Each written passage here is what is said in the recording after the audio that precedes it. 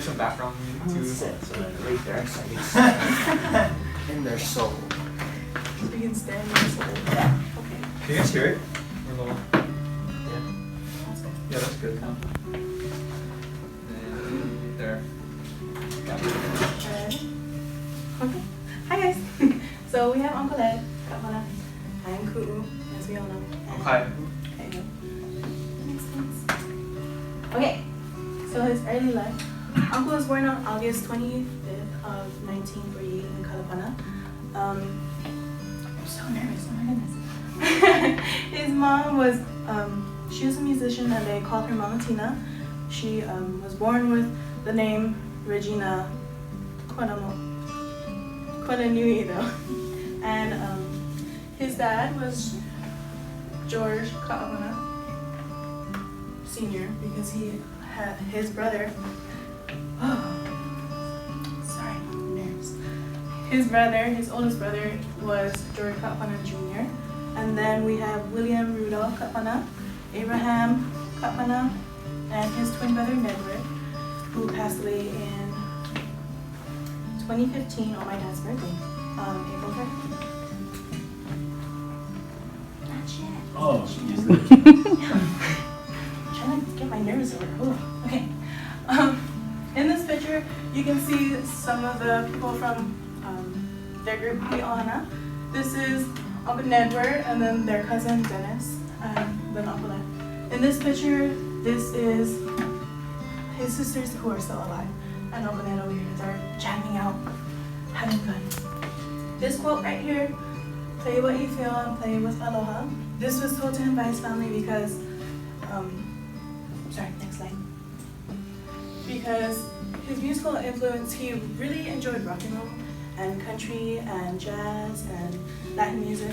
But so when he was writing his own music, sometimes he would take guitar riffs from their songs and put it into his. And his dad would tease him and say, "Hey, that's not slack key." But no one really discouraged him about doing that. They encouraged him and told him to play with yes. Play how you feel. And just play how you feel. So Uncle learned the old-fashioned way of how to play. So when he was smaller, on the weekends he would go and sit with his ohana and his punata. They would play and sing to their heart's content, and he would sit there and he would listen and watch their tunings and remember them. And because of this, no one really taught anybody. So when he got older and he had the chance to teach some people, he didn't really know how to do it. So he made his own kind of style of where he would have like this workshop that they have in Maui in June of every year. They bring different people like them and they teach them guitar and ukulele. And the way that he teaches them over there is he would have them in a class, they would sign up. And they would come and then they would watch him play. He would pick a song and play it part by part, very slow, so that they could watch and play along. And then sometimes, since we have good technology now, they would bring their phones and record him so that it was easier for them to learn. He would actually advise them to do it so that they could come back next day and already be proud of that song and learn something new. And they really enjoyed that.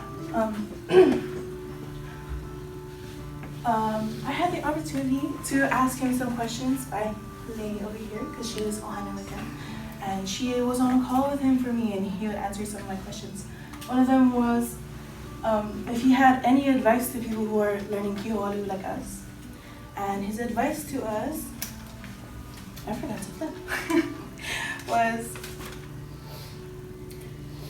when you're playing, love what you do and do it well and work very hard. And always play from the heart. Whatever it is, play it strong, play it from within, and don't give up. And the main thing is to practice, always practice. Even if you're not doing good, just keep going, because you're gonna get there. Next. Oh, let me just point out some people in this photo. Here's Sunny Lim, another Slaki master. Here's Uncle Led, way in the I back. thought Ledward was a third row from the right fit. There's Herbota Jr., Who is that? Jeff Peterson, George Kahumoku, and that's all I can see. You know, they're all How kinds. old is he now? Okay, so now the start of the professional career. The first thing he did was he joined a group with his twin brother Ledward and then his cousin Dennis Paval, and they formed this group called Hui Ohana, or meaning family group. And so they released their first album called Young Hawaii Plays Old Hawaii in 1973, and they continued to release albums all the way up until I believe it was like 1995. It was kind of hard to find. So you wouldn't hear a lot of Uncle Led singing because he said that he only played like a couple of songs. He was more of the guitars, and then he would do the harmony. In terms of the falsetto, it would be his cousin Dennis, and then Nedward would do like the alto singing. And one cool thing about the Hui Ohana one is that he was saying that he played all electric. They all played electric for Hui Ohana. Uncle Led would play a 335 Gibson. Dennis would play the 350, and then Nedward would play the bass. And so the reason why I put this album is because it had a really good timing in terms of the Hawaiian Renaissance. They were trying to revive the traditional Hawaiian culture and music. And so that was in between like the 70s and the 80s. And so they were known as like one of the keystones to this Renaissance that was going on. What else is there? Some fun facts? Oh, and together they released like 14 albums, just as the Hui Ohana. So, yeah, you can. Okay, so I just wanted to share a couple of like the award-winning albums. This one was his first. This one, the Lima Vela.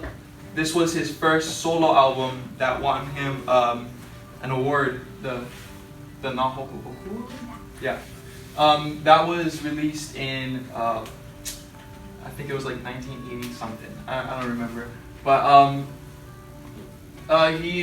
Uncle Led also joined the different groups. He did one called Ikono, but it's hard to find who was in it. They said that it was a trio. They released like 6 albums. But it doesn't really say who the trio are. It just says more so who he played with. So some people for that would be the Pahinui brothers, Auntie Jino Keawe, David Chan, Barney Isaacs, and Uncle Joe Keawe. And so that's all I could find about Ikono. And So let me help you. So those people weren't in Ikono. That might be who they played with. yeah, that's what I was saying. But this is Ledward, Alika Oram, Okay. and Bernard Kalua was one of them, but this is the one with Ryan Tang. Bernard Kalua was with the original Ikono, and then Ryan Tang became the bass player with the next incarnation. Okay. Yeah. So yeah, these are some of his award-winning albums that I just wanted to show. Yeah, you can go to the next one. Alright, so as far as his awards and things, I'm gonna go a little bit more into what he was saying about the albums. So like he was saying, Lima Vela, in 1984, it came out with a, he actually got a Nahoku Hanohano award for that, for instrumental album of the year, which is pretty exciting. Along with that, he got a few others, 1, 2, 3, 4, 5, 6 other Nahoku Hanohano awards from 1996 to 2017, which is his most recent one, and he got Ukulele Album of the Year for 2017. In 2010, he had Grammy nominations, about 4 of them for his different albums. Some of them were his solos, some of them were compilations with other artists, and they would do the Hawaiian Slack Key together, and yes. In 2011, though, he was awarded the National Heritage Fellowship from the National Endowment for the Arts, which is the highest honor to receive in folk and traditional arts. Next, please. Okay, so this is another question that I got to ask him. So what does Ka'apana mean to you? He was telling me that when he was growing up in Ka'apana, like I said earlier, everybody would play together and they would have fun. So in a way, that was his life. He was saying that because it was such an old time where everybody would farm and catch fish and do all those things where there wasn't very much internet and such, that he had more time to spend with his family. So music together with his family was his life for him. And he also shared with me that he thinks of Slackey as a way of healing, because when someone was sick or they would say that they had to go to the hospital or they were falling ill, he would pray for them and then he would go and visit them and play keyboard for them. I'm so sorry. You're okay. He would play for them and then he said that they would slowly get better, and it was like a miracle to him that he would play for them and they would just get back up and they would be dancing around and laughing and smiling, and they were okay after that. Next, please. So one of the questions Ku'u got to ask was what exactly he plays. And so he had a list of 5 to 6 things. The first one is the ukulele, because that's what he started with. He wasn't able to touch the guitar at a young age. The uncles would slap the guitar down. So then once he got a little bit older, he started to play the guitar. He can also play the steel guitar, auto harp, small kind piano. And then he said that he has a violin, but he doesn't know how to play. And that his Uncle Frank knows how to play, but he just has one, so yeah. Fred. Oh, Uncle Fred. Sorry. Uncle Frank too long. Uncle Frank Yeah. Everybody get Uncle Frank. So this is some of the people that he got to play with. On top of my yards, Dolly Parton. I did not even know that. I thought that was so cool. And then we have Auntie Genoa, we have Cyril over here. These guys, I don't remember their names by heart, but they were also Slack Key Masters, and they did a tour together. And that is, where is it? Trace Atkins. Chet. Thank you, Chet. Chet Atkins.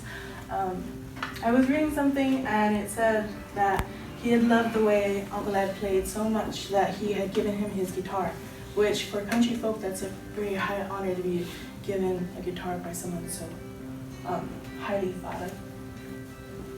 Next, please. Well, he also played with this guy. I don't know. I have the video.